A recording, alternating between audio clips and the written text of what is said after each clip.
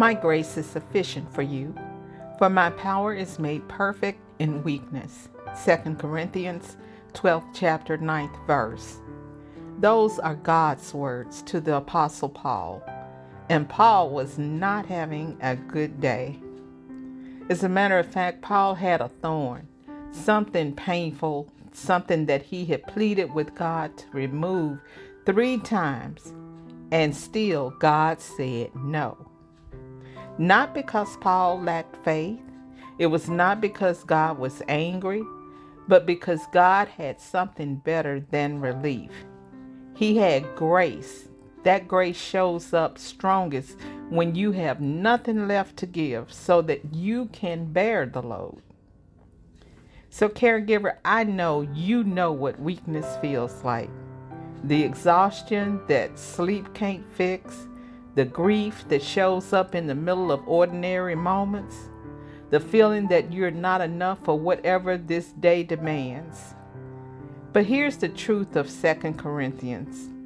That's exactly where God does his best work.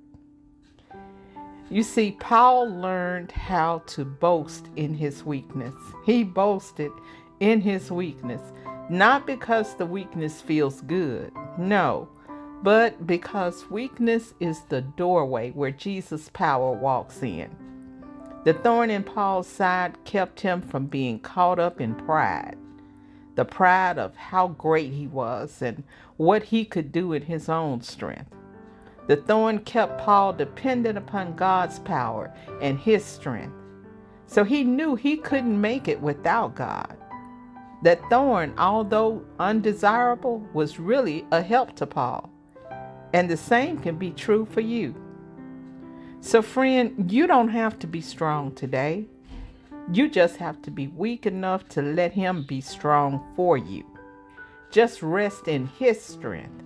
For when I am weak, then I am strong. That thorn that you're carrying, it's not proof that God has abandoned you. It's the place where his grace is about to prove itself more than enough. That's why Paul said he took pleasure in his infirmities, reproaches, needs, persecutions, and distress. You know, we're familiar with those challenges because he knew that the power of Jesus would rest upon him through it all, and God would show himself mighty.